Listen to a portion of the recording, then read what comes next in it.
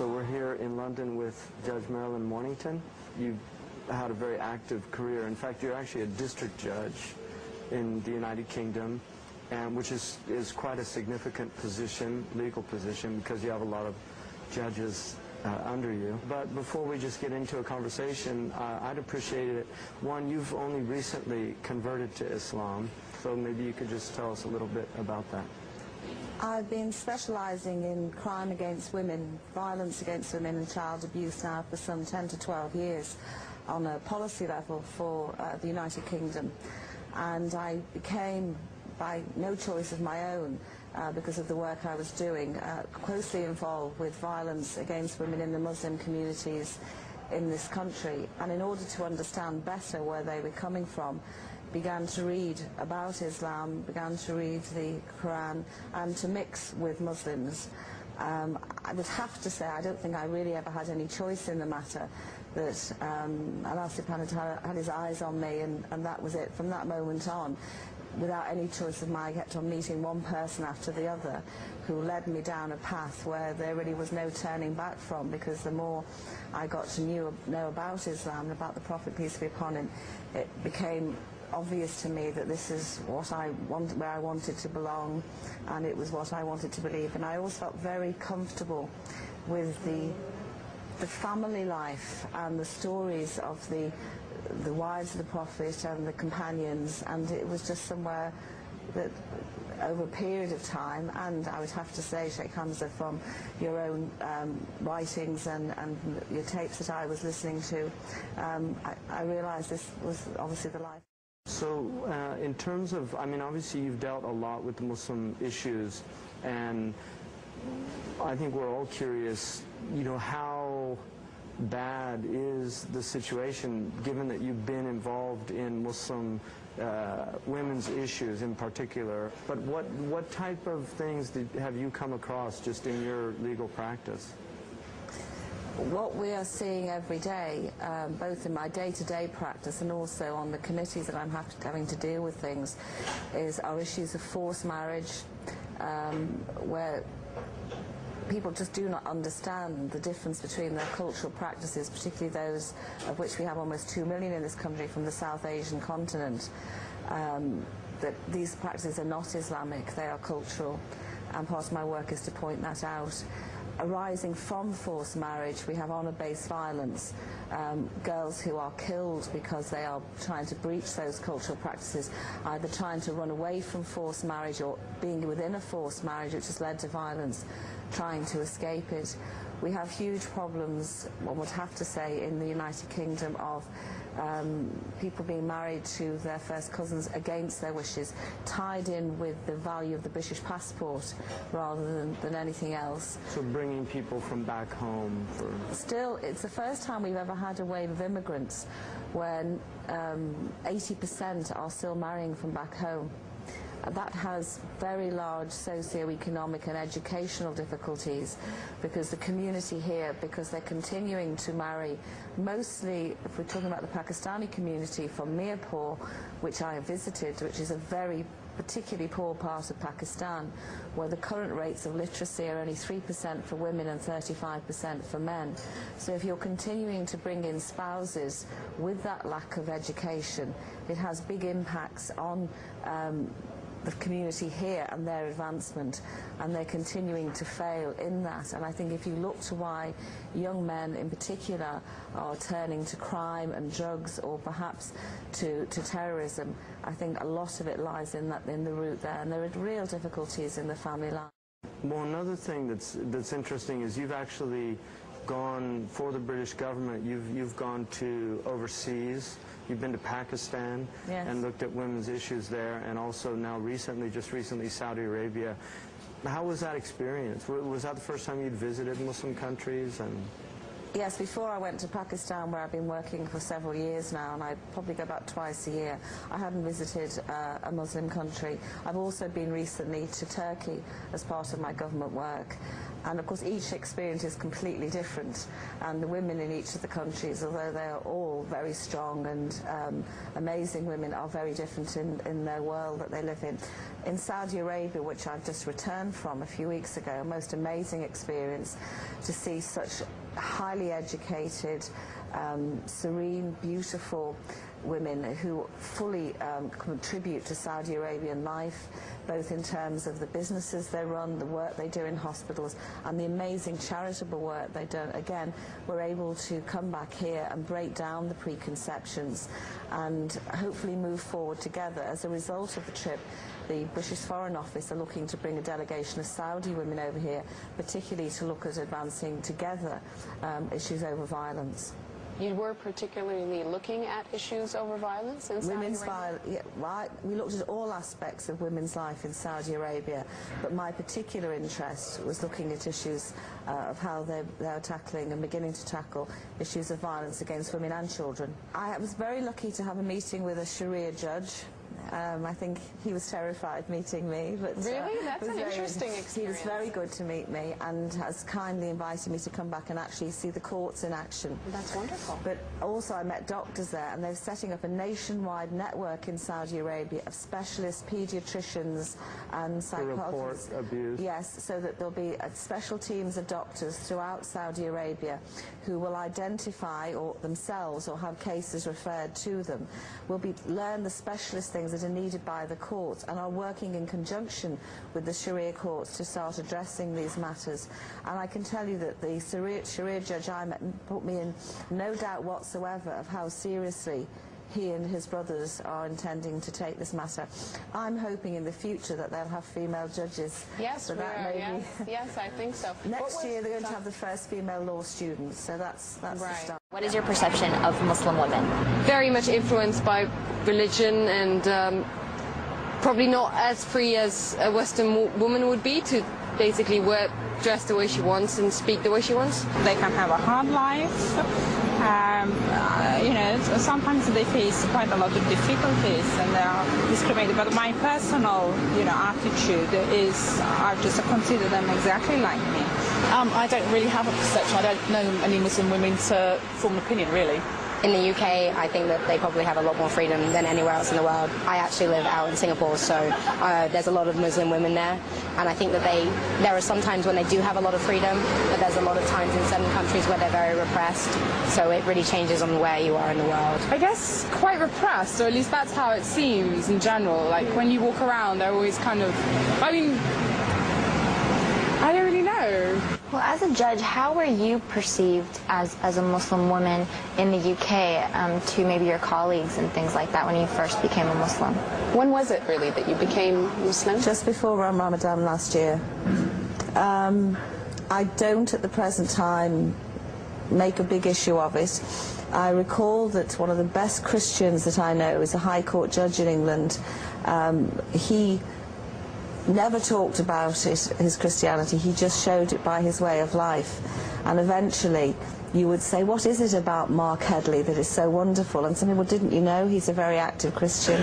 I'm not very wonderful, and I'm also very much a learner in Islam, so I think it's important that I keep a relatively low profile, carry on learning. You have, because your responsibility, you have an entire district. How do you rate the domestic violence? Is there more domestic violence in the Muslim community, or is it consistent with the national average or less? We don't have statistics, but from all the work I've done, we have no reason to think that it's any greater within the Muslim community than within the dominant community. The difficulty is that there are certain barriers that women have, or men who are suffering this violence, to get over. Matters of racism against them, language difficulties, immigration issues, and matters of izzat, of feeling that they're shaming their family if they come forward, lack of facilities for them. I mean, I was only talking yesterday to a very active Muslim woman in Wales, Shaheen Taj, of how we need to set up a nationwide group of Muslim female counsellors that women can go to, because if women feel that they go forward, and the people that they'll speak to don't understand where they're coming from. They're not going to come forward. And they also, I think, often assume because it's a Muslim woman, you know, she's oppressed because of her being a Muslim woman.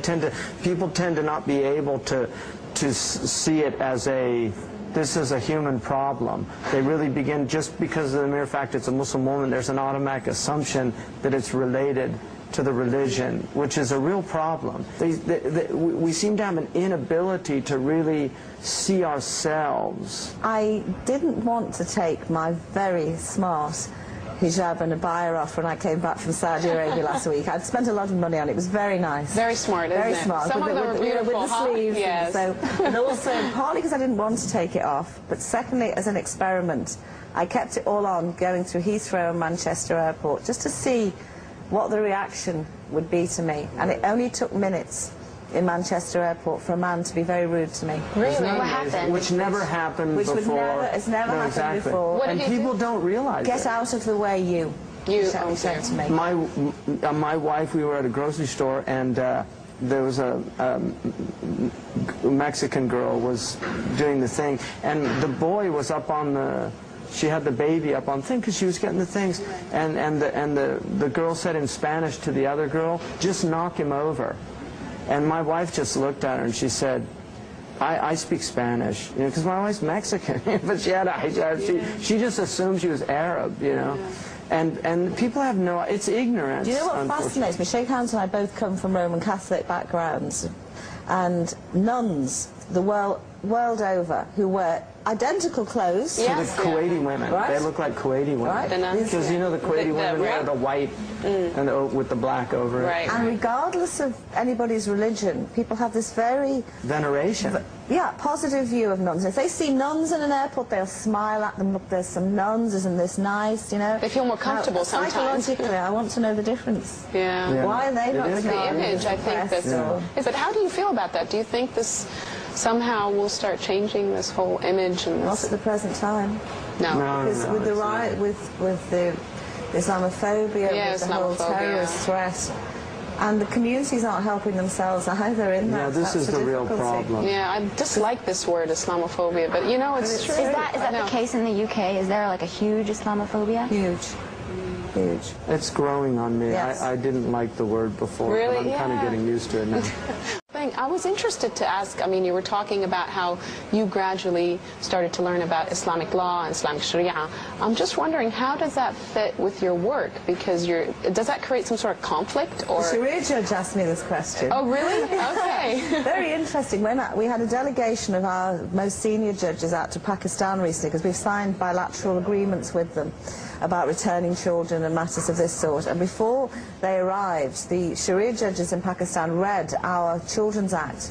And when they arrived, they said there is nothing in your law that contradicts anything in Sharia law. Yeah. There is no difficulties about that. It's one of the things I think a lot of people don't realize. You know, people that have studied Western law and Islamic law, just so much of law is rooted in common sense. It's rooted in very rational principles. I mean, the majority of Islamic law. In fact, I think a lot of Western people, when they study Islamic marital laws, are actually shocked at how progressive a lot of the laws are. I mean, that's more... You're smiling. That means you've studied it? I have been studying it. Yeah, I see the smile. I've recently spoken to a female professor of Sharia law at Lahore University and a female professor of law, Professor Ali, at Warwick University here, who was Minister for Women's Development in Pakistan, but she's an English professor of law. They both told me within 3 weeks the same story, that when they lecture on Sharia family law, particularly the rights that women have, the demands they can make for their nikah contract, the male students all say, you're making this up. No, they don't believe it. This is the male Muslim students. Yeah. You're making this up. You're only saying this to please the girls. Yeah. Would you prefer to have somebody that decided to marry another woman as a husband, you decided to marry another woman, or would you rather have somebody that is just married to you but perhaps has extramarital affairs that you don't know about? I'd rather someone was married to me and stayed with me and have no extramarital affairs. Ooh, that is a hard question. I've never thought about that. No, never. Well, you mean cheating or actually knowing about it? Well, If I found out that I was with somebody that was cheating, I just wouldn't be with them. And I think it's totally wrong. I can't see why they should have 4 wives. Why? You know, to me, marriage is like love and trust and, you know, all that. What do you think about polygamy just in general? I mean, as long as women happy to be like in this kind of relations, I think it's fine. But if they kind of want just like one man, and then I think it's wrong. And I think if men can do that, that women can do that as well. So one woman can have like few guys. Well, so I don't know. Well, I wanted to ask you, when we were, talking about legal systems, we spoke about other countries that maybe didn't allow the woman to come forth for her rights because she was scared in some way that she may have other rights taken away from her. Look at legal systems throughout the world, and really, it isn't a question of the laws you have. Yes. It's a question of whether men or women feel able to access those courts. You know, the courts have to be. And when I'm the really judge glad you asked said me that. last week, when he said to me about the value of women judges, I said, it's not when women are judges in a system.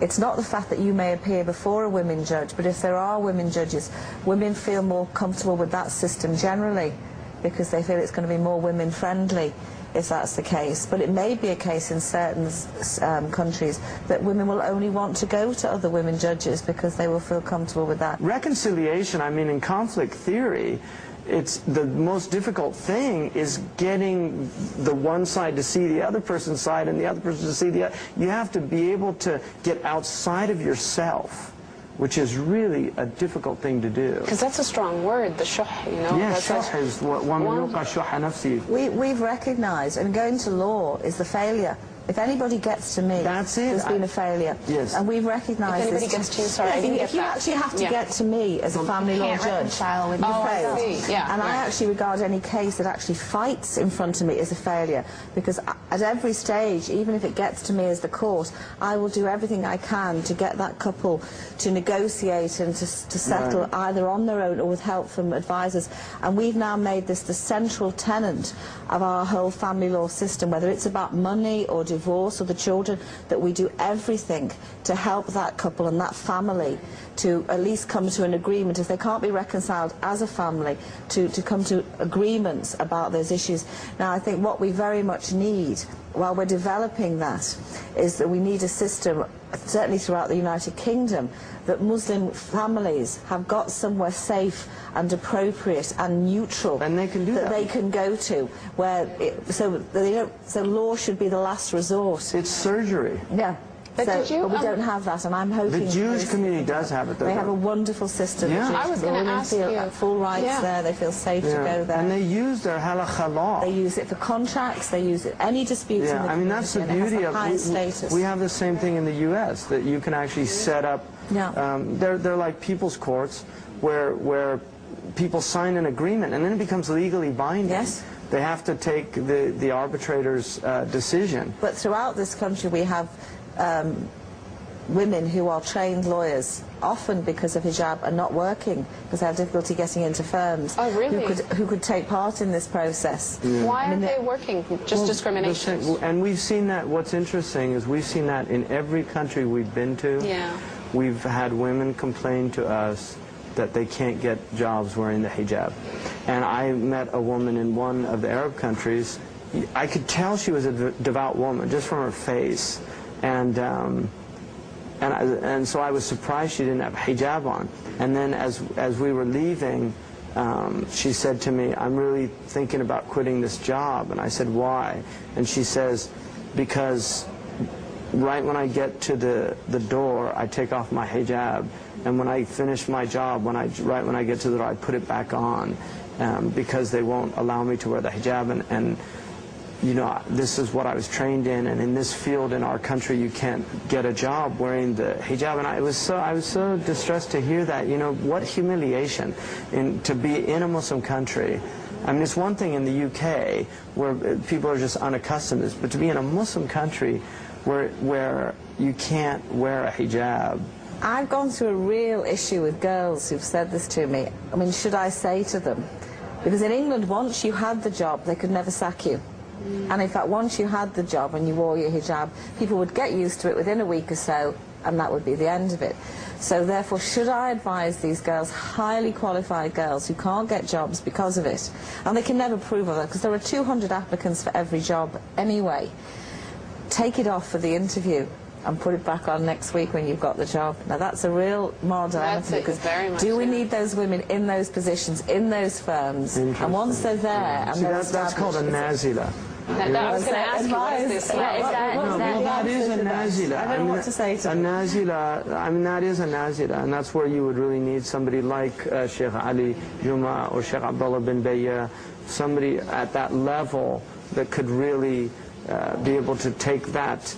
I mean, I wouldn't want the responsibility of saying, I could have an opinion, but I don't want the responsibility of... We'll have to put you through to Sheikh Ali Juma. We met him in Egypt. He's wonderful, yeah. Again, Judge Merilyn, it's always wonderful to see you, and I'm really happy with, I actually feel just very honored to have people like you coming into Islam and honoring the community. The Prophet ﷺ made a dua about Sayyidina Umar, Allahumma a'izz al-Islam bi ahad al-Umarain, make Islam strong with one of the Omars. And it was Umar ibn al-Khattab that Allah chose to answer that prayer.